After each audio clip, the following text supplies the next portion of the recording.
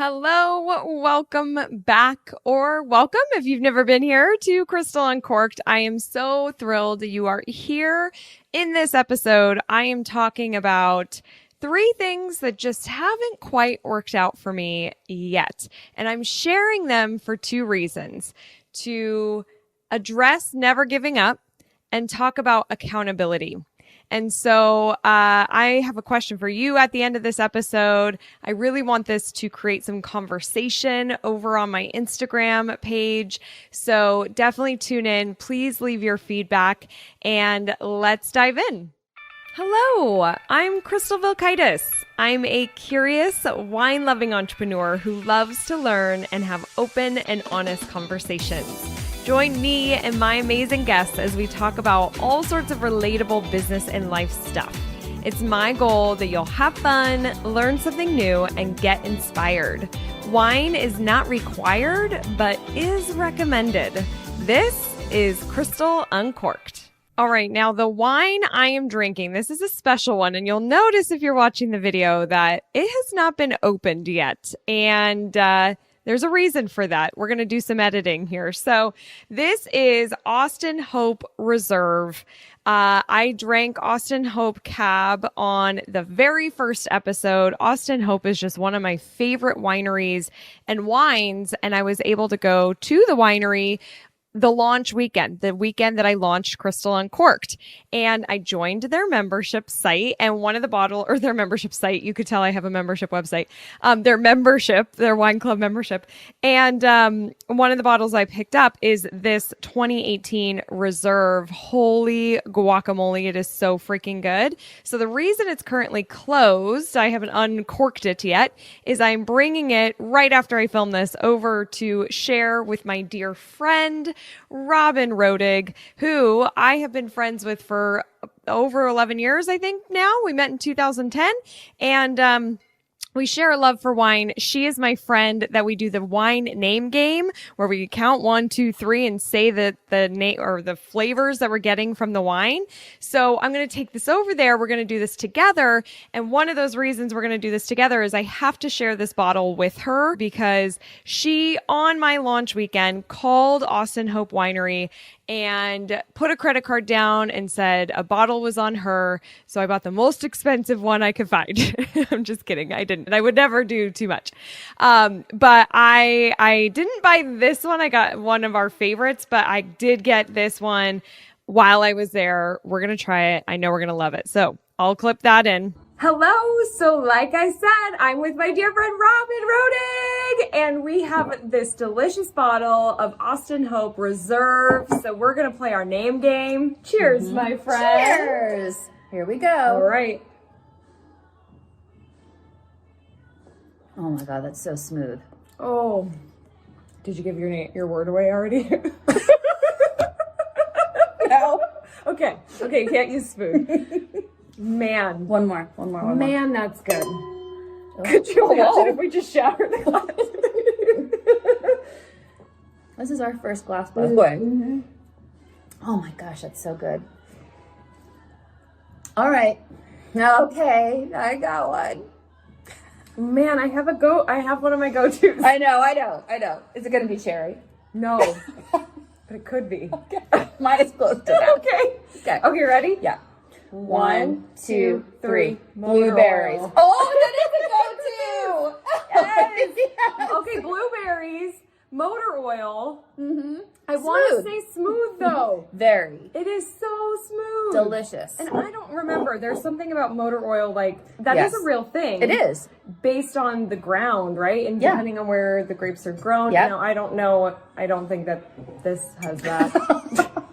But that's what I Great job, taste. Crystal. I know. Yeah, really crushed that one. Yeah. All right. Well, that's our name game. You saw it in action. Yes. And we are wishing you a wonderful day. Now let's head back into the episode. Cheers. We are talking about 3 things that just haven't worked out for me yet. And like I said in the intro, I really am sharing this because these 3 things are things that I've wanted to achieve over many years. One of these dates back to when I was like 11 or 12. And I let the answer no or obstacles get in my way. And I've been like, oh, nope, okay, and kind of like ran away or kind of have stopped. And in a way, that's failing, like I just kind of gave up. And so what I want to do is talk about those three things. And they're also kind of funny because the way I was told no is just sort of funny. So I thought it would make for a good episode. And what I want to do is at the end of this episode, I want you to share with me if there was a situation or a story that you have where you thought for sure you're going to do something, you're going to achieve something, you're going to get something. And man, oh man, you were wrong. You didn't. And you haven't gotten it yet, but maybe it's something that you do want to get. Share it with me over on Instagram, Crystal Uncorked. Follow, share. You'll see the post where I'm asking about this. But here's the deal. These three things, like I thought for sure I was going to get. Okay. So we're going to start back to the past. When I was an cute little 11-year-old, really short hair, braces, and I was in Barbizon, which is a modeling association when I was so young. And then I went into what's called IMTA. It stands for International Modeling and Talent Association. Now, I grew up in Colorado, so my chapter was in Denver. So for many months, my parents would drive me down to Denver for the weekend. Sometimes we would stay down there. Sometimes we'd drive back and forth about an hour each way. And I would go to modeling and acting school. And I will say that I definitely think that training helped me when I was, or helped me today, right? Like I love being on stages. I'm comfortable with it. I'm comfortable on camera. And I think part of that is because I did have training when I was a kid. So, also, I didn't even talk about my cool shirt. If you are listening to this, you can't see my cool shirt, but if you're watching this, like if you're listening, you need to go check out this video because, this found me on Instagram ads. They do work. It's why I teach it. It's why we run ads for retailers. How cool is this shirt? I had to get it. I freaking love it. Anyways, so I would go down to Denver and I'd learn all these things. And then what we did with IMTA is we would go to New York City. This is how it kind of works. Like you train for several months, then you go to New York City to the big competition where all the IMTA regions or chapters meet up all over the world and compete. And I was in a lot of different competitions. I did runway, sitcoms, monologues, commercials, and I think that's it. I loved runway. I love runway. I wish I could do runway to this day. I was too short, unfortunately. I'm 5'5". Runways eased up a little bit on their body shapes and sizes, thankfully. But if they'll ever have a 35-year-old, short girl, I would love to walk. But I didn't, I did runway. I did these sitcoms and commercials. I also did a monologue. And this is where I just think, like, side note, this is kind of a funny story. The script that my teachers gave me, like they assigned stuff to us, they really missed the mark with me. I kind of feel like I was set up for failure on this one because my whole story in this monologue was I was a woman living alone in an apartment in New York City and I had a cat. I was 11 or 12 years old when I think I was 12 when I went to the competition. I could not relate to my script at all. Like, I remember reading this being like, I don't even know what this means. I couldn't feel it. So anyways, that was sort of a mess up on their part, I feel like. But I learned a lot through doing that. And I will tell you that conference was terrifying for me. I was a shy kid.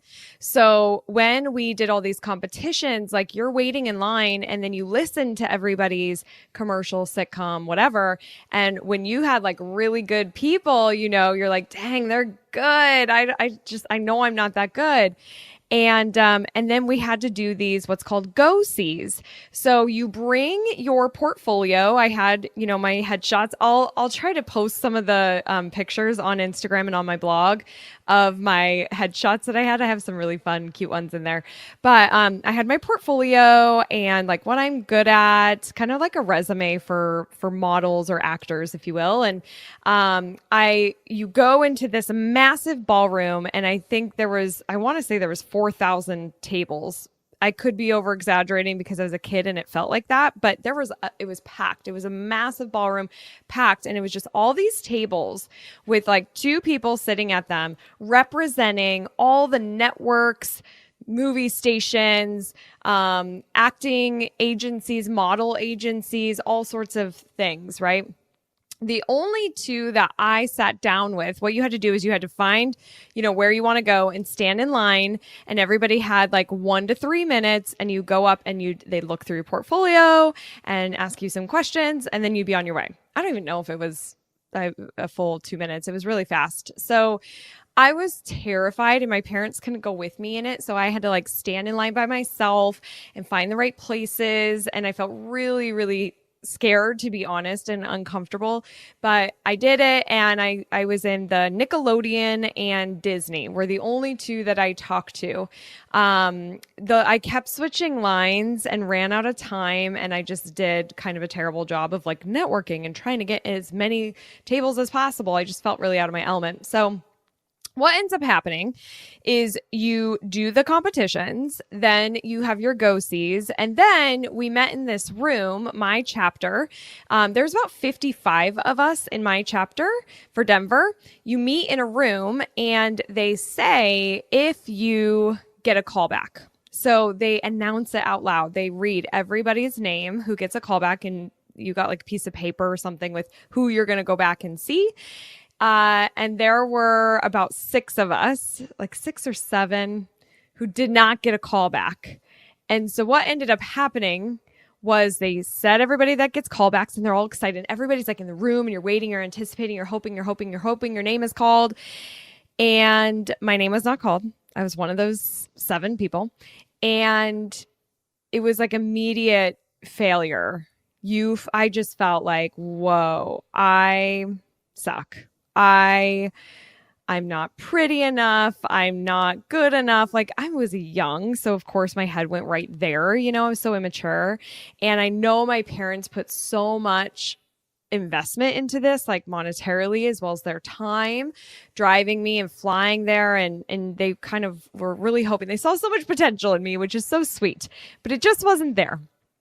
And not for that, I guess, or that time. So it was really sad. And what ends up happening is like the 7 of us, everybody's like, yay, celebrates. And then they leave the ballroom. And then it's like, for everybody who didn't get their name called, you can hang out in this room and walk around and look at each of the stations. It's like little stations of like what to do next, like 2nd tier schools, more schooling, whatever. And so we did our loop, but I was just like, can we go home? Can we just go play in New York City? Like, I just felt so mortified.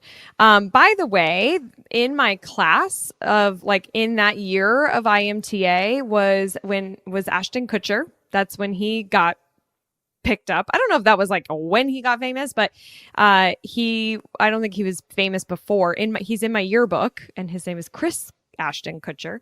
And same with Fergie's husband, Josh Duhamel. So I'm like, they totally made it pretty big, and it's pretty cool. So anyways, that didn't work out for me, but I'm sharing this because I kind of think it's funny. Like, I can laugh at it now that I was one of the 7 that didn't get picked, and just thinking of how awkward some of those situations were. I did win an award on the runway, so that's cool, but that was about it.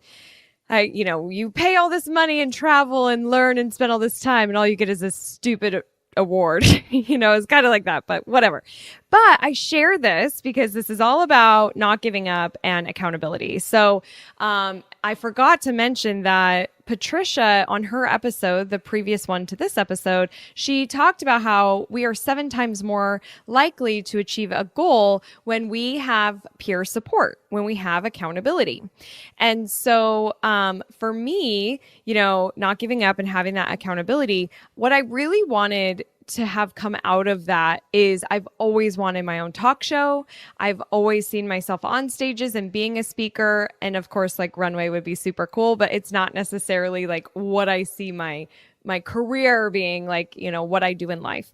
And so after that IMTA, like I stopped, I cut out doing everything. I didn't want to do anything, never really revisited any of it, never have gotten formal speaking training. Thankfully, I just kind of picked that up and have been good at it. So, maybe that can still work out for me. I don't know in the future what it holds, but I would love to have something like that. And actually what's kind of neat is this show in itself, in a way, is like a talk show when I have my guests on.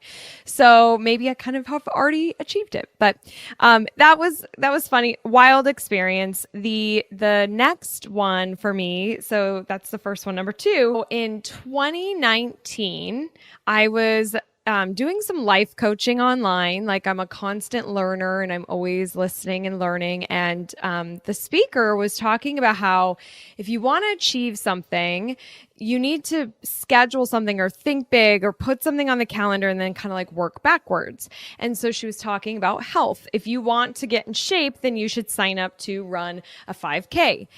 Just get the date on the calendar. People have told me that when I want to do a big event, in-person event, and everybody has always said, pick the date and the location, get on the calendar, boom. That's what you got to do. Like, that's the first step. So, for me, I would like to get stronger. Like, losing weight isn't that big of a motivator for me. It's really just having a stronger, more flexible body, because as I get older, I'm only 35, but I have a lot of aches and pains and I'm not as strong as I want to be.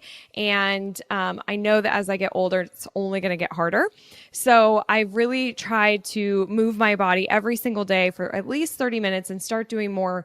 But after I heard that, this was in August of 2019, I immediately remembered when Dustin and I one year were at Disney World in January, and it was the marathon. People were running a marathon through the Disney park. And I'm like, if I'm going to run anything, it totally should be Disney. Like, they were dressed up in the park. I thought it was so cool, because if you don't know this about me, I love Disney. We're in Southern California. We try to go to Disneyland as much as we can when we could.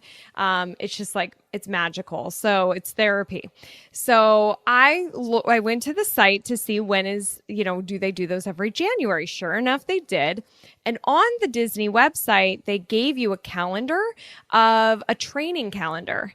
And they said, like, when you're starting and based off of your experience, like if you're a beginner, intermediate, advanced, and when you should be running and what lengths and how to kind of like progress week by week.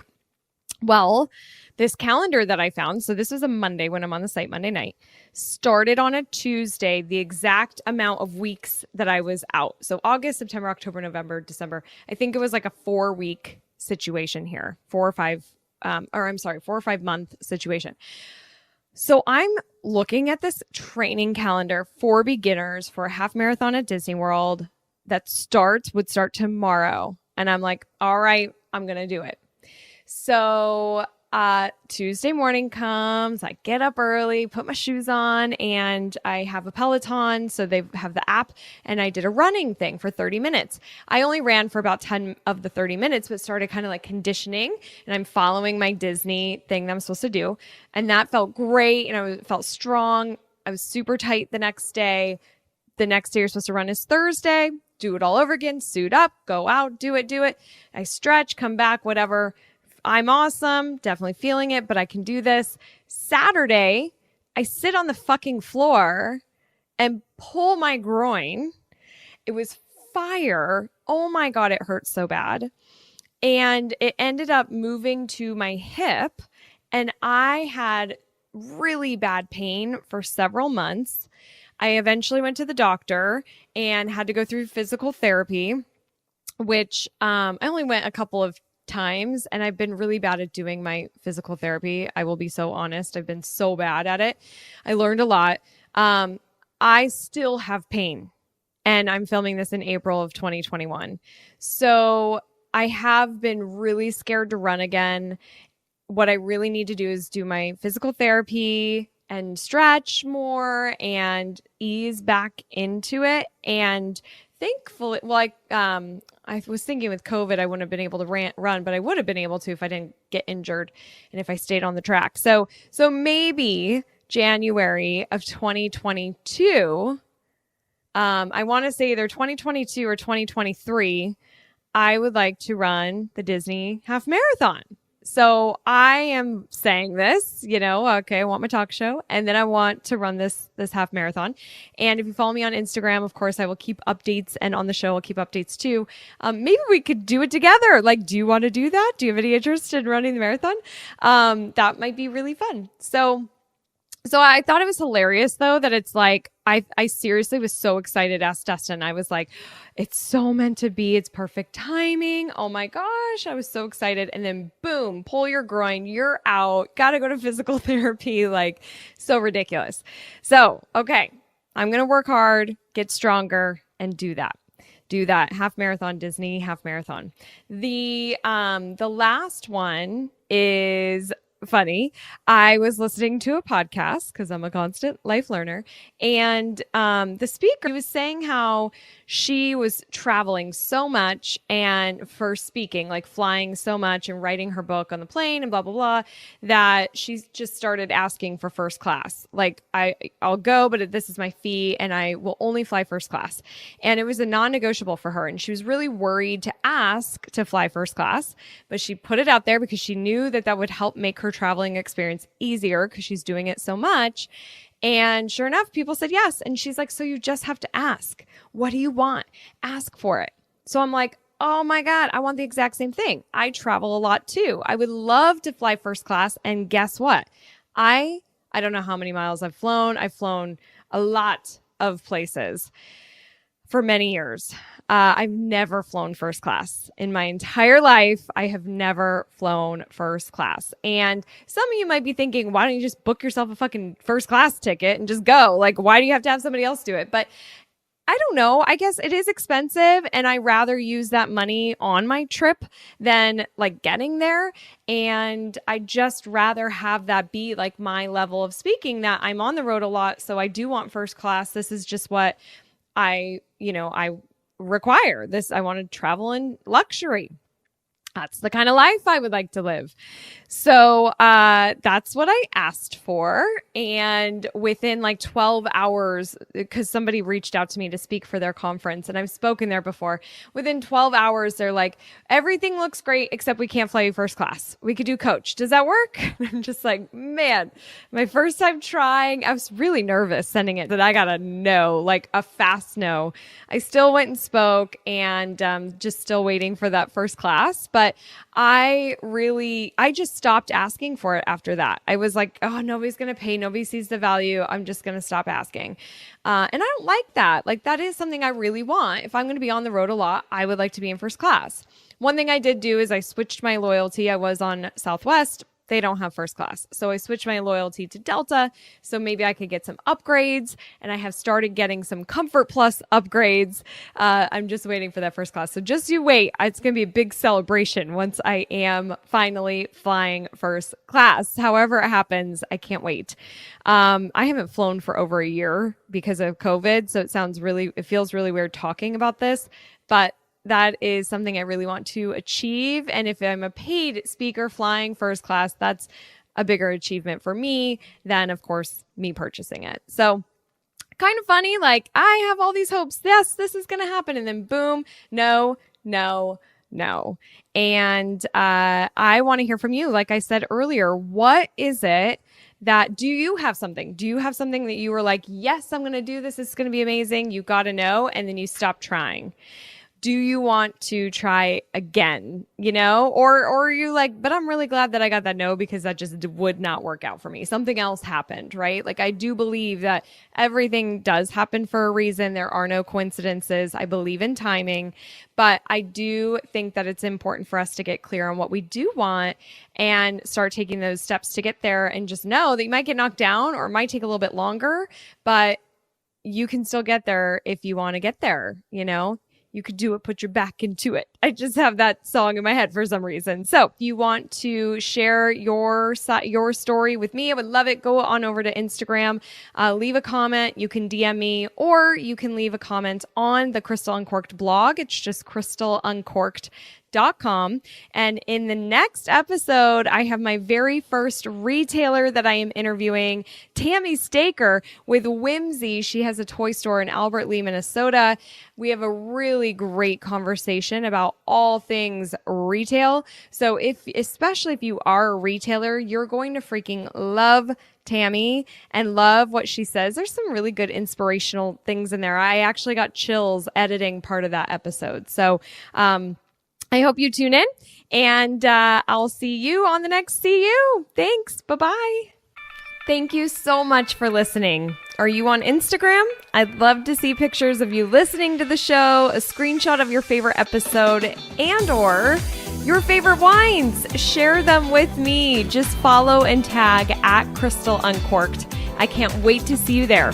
All right, I'll see you on the next See You.